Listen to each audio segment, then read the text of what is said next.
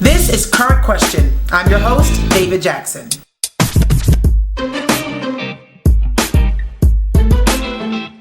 This topic's episode is presidential primaries, that is.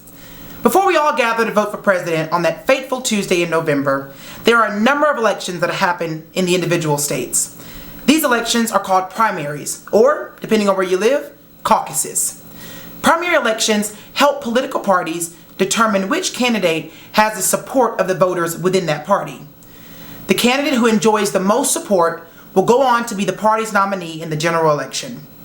Of course, we want to know people's thoughts, so we decided we'd go out and ask. Primary process, kind of what comes to mind? What are your feelings on that process? I feel like it's really unclear unless you're almost like a subject matter expert. I don't think you could go to just like you're doing, just asking someone on the street and get a very succinct answer, but it's the process of getting to the final candidates. Right. I know that much, but as far as the intricacies and the states that are involved and what level, I couldn't even begin to tell you that. Okay. At some point, the primaries are going to deem who your choices are in the end, so that would be the only effect it has on it. I mean, if someone I'm supporting now doesn't make it through the primaries, why am I going to keep supporting them? When we have those two final people on stage vote for president, do you feel inclined to vote for those people, or do you feel like you could choose someone else? How do you feel about the process of choosing who we're going to have? So I feel like a lot of us really don't know what's going on until it's down to those two people. And that's probably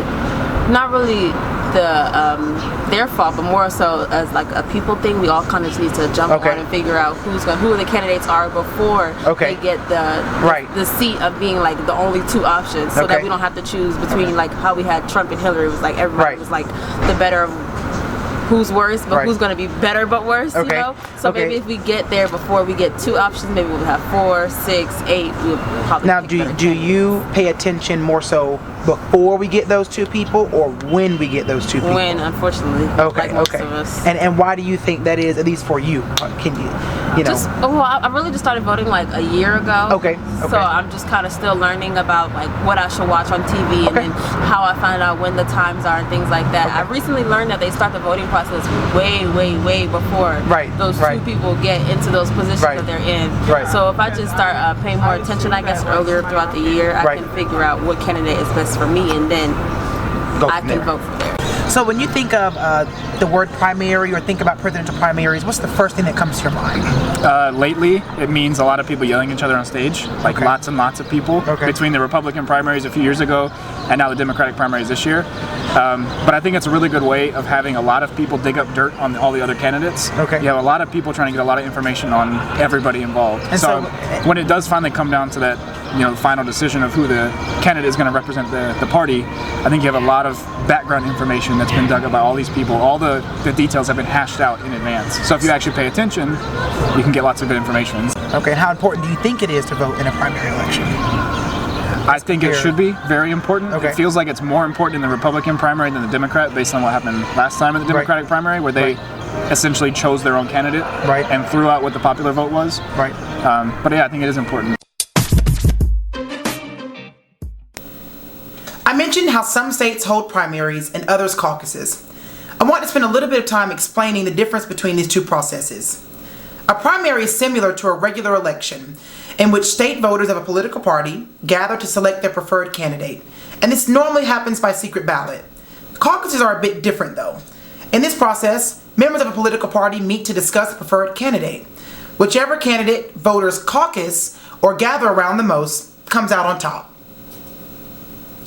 The current primary process is a result of political reforms during the late 20th century. State parties used to choose their preferred candidates by a number of confusing methods. The disorder and the lack of transparency led many to call for changes to the structure of the nominating process, which led to our present system.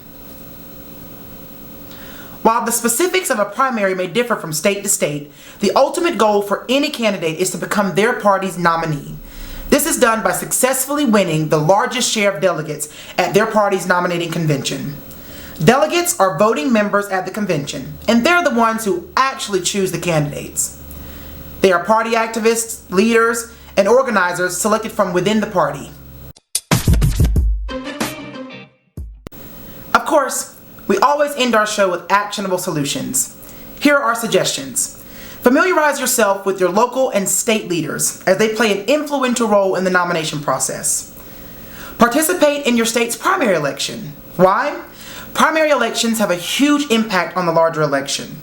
Those who participate influence a party's decision on a candidate in a major way. Consider this. According to the Federal Election Commission, about 61 million people voted in the 2016 primaries.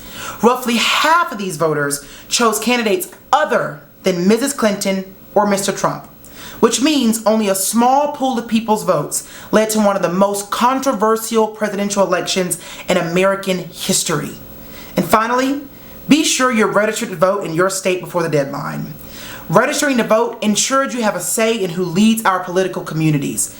It's quick, easy, and makes showing up to vote at your local precinct that much easier. This has been Current Question. I'm your host, David Jackson. And if there are any other topics you guys would like to hear covered, let us know in the comments. Again, thanks so much for watching, guys.